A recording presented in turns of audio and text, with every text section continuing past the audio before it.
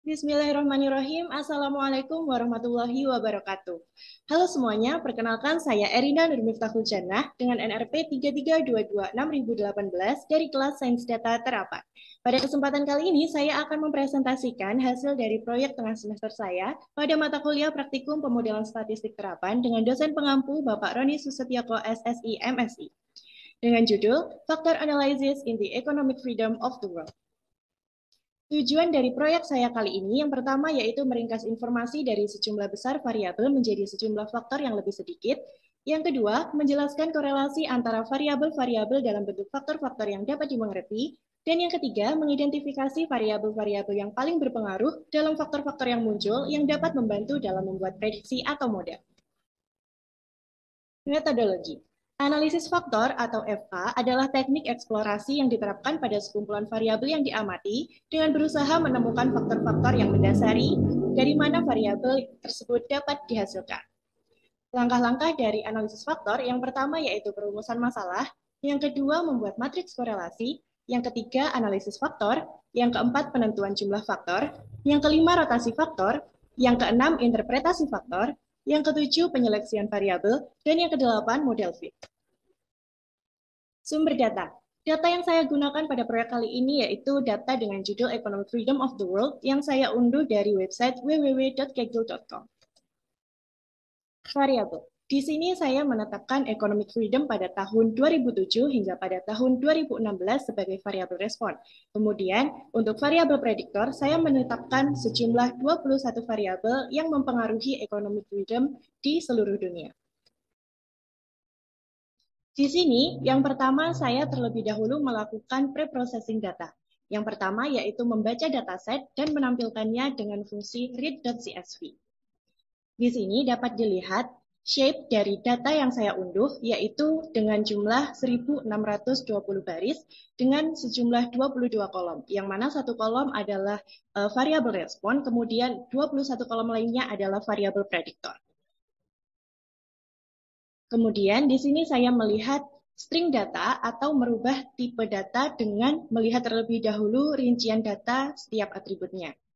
Dapat dilihat di sini seluruh atribut atau variabel memiliki tipe data numerik.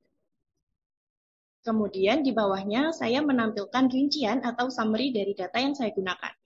Dapat dilihat di sini terdapat banyak sekali data yang kosong atau missing value, atau di sini tertulis dengan data null.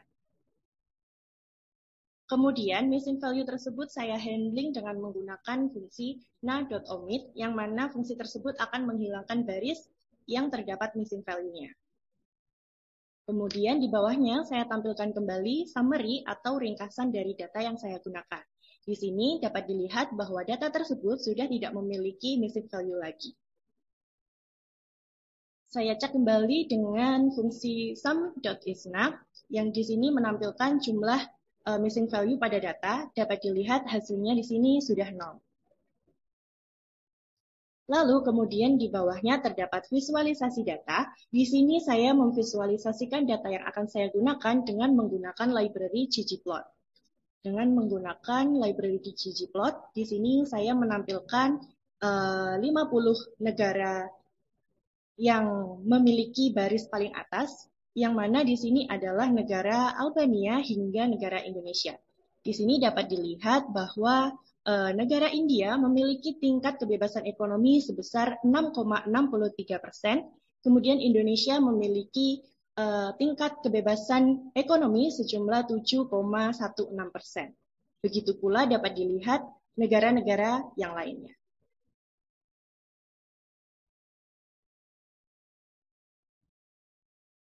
Kemudian di bawahnya saya mendeklarasikan variabel-variabel yang saya gunakan dalam data tersebut menggunakan inisialisasi, yaitu Y untuk variabel respon dan X untuk variabel prediktor. Sehingga X di sini meliputi X1, X2, X3 hingga X21.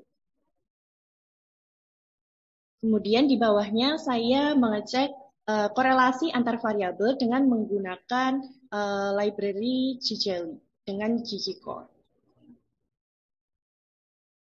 Di sini dapat dilihat bahwa kotak atau dimensi yang memiliki warna berwarna merah memiliki nilai korelasi positif yang sangat tinggi.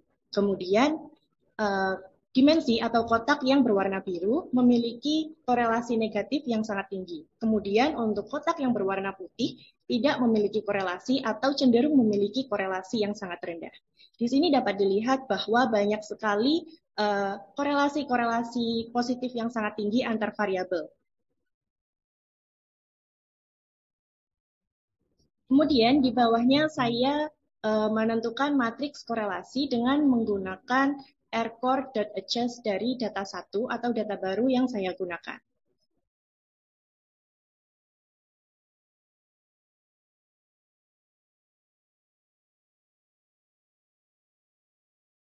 Nah, dari output tersebut dapat dilihat terdapat tingginya korelasi antar variabel, yang mana tingginya antar korelasi tersebut dapat dilihat bahwa nilai tersebut lebih dari 0,5. Sehingga hal itu menunjukkan adanya multikoleniaritas. Contoh nilai multikoleniaritas yaitu data korelasi yang bernilai 1, kemudian bernilai seperti pada kolom X1 dan X6 seperti berikut dengan sejumlah bernilai 1. Kemudian X1 dengan X16 memiliki korelasi yang sangat tinggi yaitu 0,6027. Kemudian X7 dan juga X19 memiliki nilai korelasi yang sangat tinggi yaitu 0,8301. Kemudian X8 dan juga X15 memiliki nilai tinggi yaitu 0,9740. Begitu juga dengan nilai-nilai korelasi tinggi yang lainnya yang mana banyak sekali memiliki nilai lebih dari 0,5. Kemudian di bawahnya saya melakukan uji KMO dengan menggunakan library PSYCH. Di sini dapat dilihat bahwa nilai overall MSA bernilai 0,83 atau lebih besar dari 0,5 sehingga menunjukkan data tersebut baik untuk dilakukan analisis faktor. Kemudian di bawahnya saya melakukan uji Bartlett. Uji Bartlett adalah uji homogenitas yang digunakan untuk melihat apakah matriks korelasi bukan merupakan matriks identitas. Didapatkan hasil p-value adalah 0, yang mana kurang dari 0,05, sehingga H0 ditolak dan matriks korelasi tersebut bukan merupakan matriks identitas. Kemudian di bawahnya dilakukan pencarian nilai value atau nilai eigen dengan yang berfungsi untuk menentukan banyaknya faktor.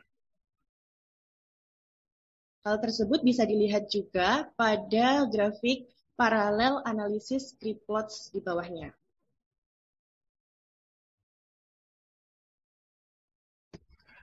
Dari output berupa script-plot di atas, kita dapat menentukan banyaknya faktor yang ingin diambil. Hal tersebut juga dapat dilihat dengan analisis paralel script-plot. Kemudian di bawahnya saya melakukan rotasi faktor. Dari script-plot yang telah saya lakukan di atas, misalnya kita akan mengambil 5 faktor, lalu dirotasikan dengan Varimax, maka akan keluar output seperti berikut ini.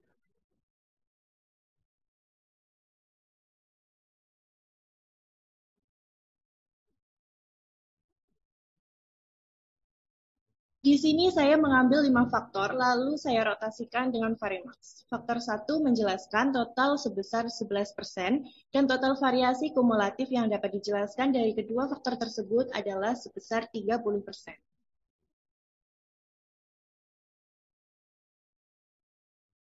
Kemudian di bawahnya saya menggunakan menampilkan persebaran data dari faktor-faktor yang telah terbentuk.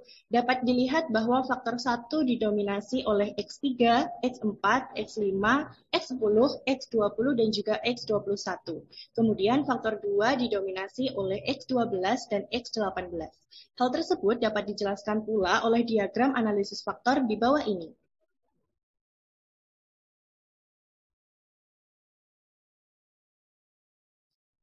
Kemudian bagan tersebut setelah dibulatkan didapatkan nilai loading seperti di bawah ini.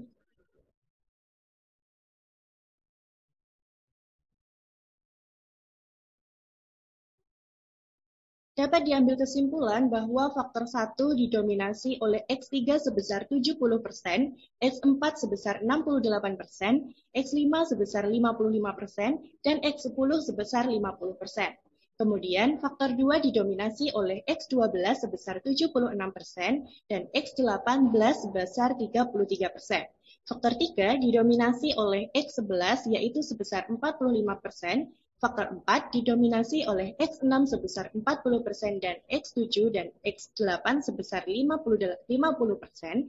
Kemudian faktor 5 didominasi oleh X18 sebesar 30%. Kemudian di bawahnya saya menyimpan hasil faktor dalam file CSV berjudul hasil faktor _ecofreedom.csv.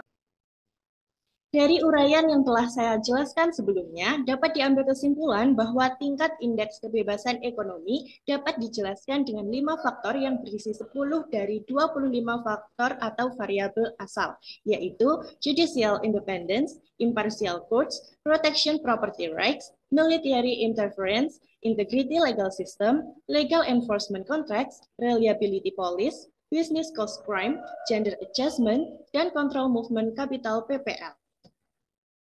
Cukup sekian presentasi yang dapat saya sampaikan. Ada kurang lebihnya saya mohon maaf. Wassalamualaikum warahmatullahi wabarakatuh.